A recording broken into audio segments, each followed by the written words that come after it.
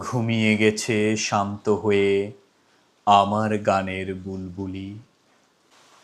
এই কবিতাটির মাঝে লুকিয়ে আছে কবি কাজী নজরুল ইসলামের এক হৃদয় বিদারক গল্প।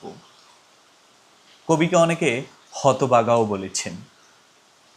তার 4 বছরের শিশু বুলবুল যে রাতে মারা গিয়েছিল, সেই রাতে কবির পকেটে 1 টাকাও কানাকড়ি ছিল না।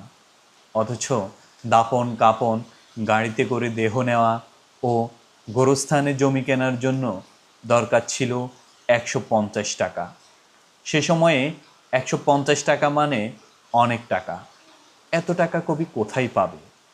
বিভিন্ন লাইব্রেরিতে লোক পাঠানো হলো, তেমন কোনো টাকার ব্যবস্থা হয়নি।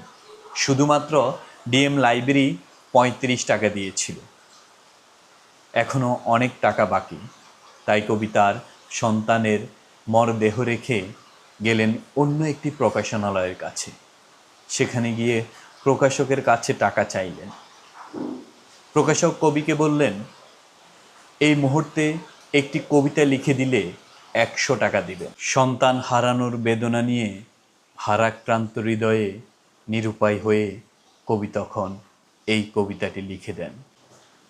কবি তখন আক্ষেপ করে বলেন, আমার হৃদয়ের ব্যথা কেউ ব্যথিত না হলেও আমার গানের কথায় সবাই ব্যথিত হয়। তাই আমার গানের মূল্য আছে, আমার মূল্য না থাকুক।